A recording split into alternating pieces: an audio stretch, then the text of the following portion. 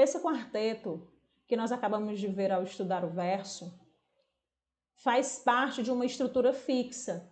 Isso porque os poemas, eles possuem as estruturas que são fixas e as que não são fixas. A mais famosa dentre elas é o soneto.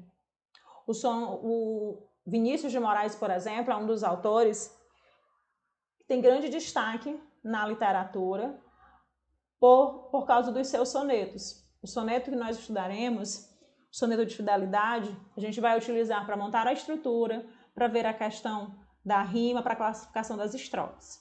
Então, vamos lá. De tudo ao meu amor serei atento antes e com tal zelo, e sempre tanto que mesmo em face do maior encanto, dele se encante mais meu pensamento. Quero viver em cada vão momento, e em seu louvor hei de espalhar meu canto, e rir meu riso e derramar meu pranto, e ao seu pesar ou seu contentamento, e assim quando mais tarde me procure, quem sabe a morte, angústia de quem vive, quem sabe a solidão, fim de quem ama, eu possa lhe dizer do amor que tive, que não seja imortal, posto que é chama, mas que seja infinito, enquanto dure. As duas primeiras estrofes do poema possuem 4 versos. Por isso, elas são classificadas como quartetos. Se a gente verificar as últimas estrofes, as 2 últimas, eu não tenho a mesma quantidade das 2 primeiras. Eu tenho 3 versos em cada uma delas. Então, eu tenho 2 tercetos. Então, a estrutura fixa que é o soneto, ela possui 2 quartetos e 2 tercetos.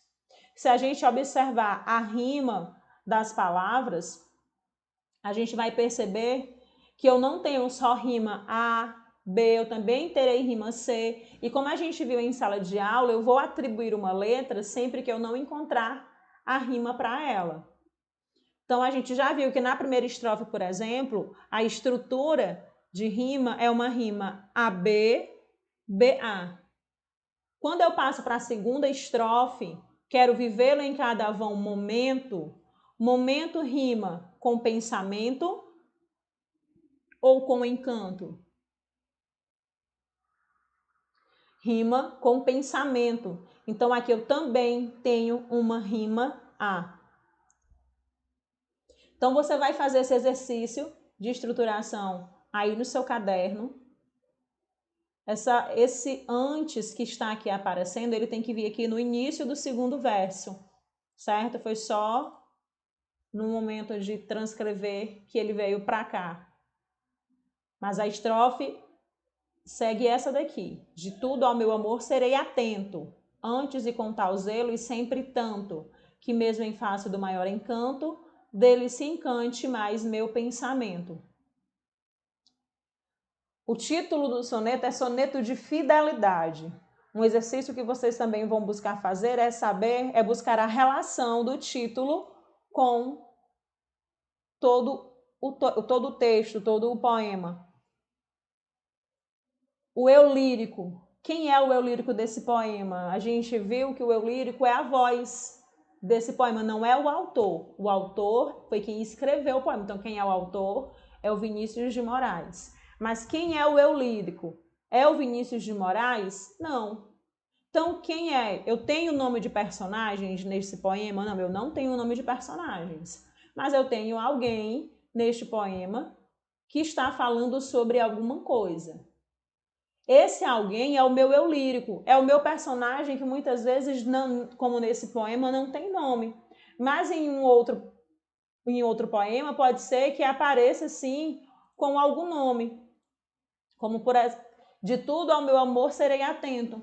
Poderia aparecer aqui dizendo, Joana fala que de tudo ao seu amor será atento, que ela quer viver cada momento, mas eu não tenho o nome de um personagem. Então, o eu lírico não necessariamente precisa ter um nome de personagem. Ele só precisa existir e ele já existe no poema. Eu tenho alguém aqui que está declarando a sua fidelidade, o seu amor por alguém.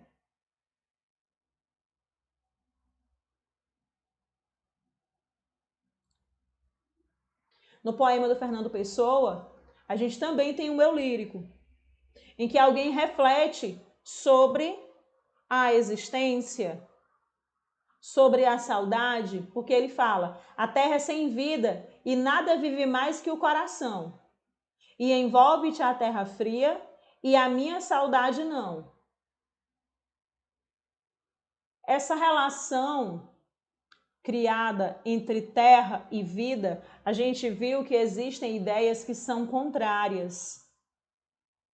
A gente já viu em sala de aula que a gente precisa pegar cada verso e, de fato, ver palavra por palavra. Por isso da importância de vocês compreenderem o significado do sentido real e do sentido figurado das palavras, para que venha facilitar a compreensão de vocês sobre o que um autor, o que um poeta quer dizer.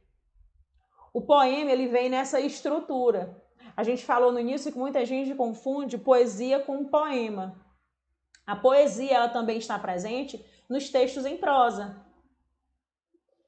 Então, eu não posso dizer que a poesia é sempre quando acontece a rima. E o próprio poema, muitas vezes, ele vai apresentar formas, ele vai ter uma forma livre, ele vai ter as rimas que não se encontram. Eu tenho o verso livre.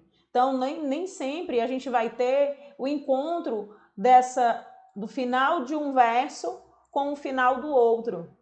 A gente vai encontrar poemas que eles inteiros, eles não precisarão ser analisados em termos de estrutura de rima, simplesmente porque eles não apresentam rima. Existe muito mais conteúdo a respeito de poemas. A gente ainda vai ter muitas aulas a respeito deste assunto. Por enquanto, a gente fica por aqui, mas eu sugiro que vocês revejam esse vídeo quantas vezes forem necessárias, façam anotações no caderno, peguem os poemas que eu coloquei aqui e façam as análises a respeito das rimas, classifiquem as estrofes. Vocês têm essas anotações no livro de vocês, no livro didático. Quem está sem o livro, aqui nesse vídeo eu já coloquei a classificação das estrofes justamente para que vocês sigam essa orientação.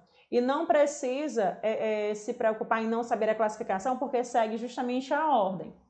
Então, monóstico tem um verso, dístico 2, terceto 3 e assim sucessivamente.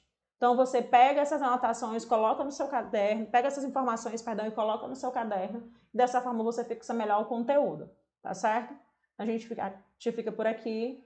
Até a próxima aula.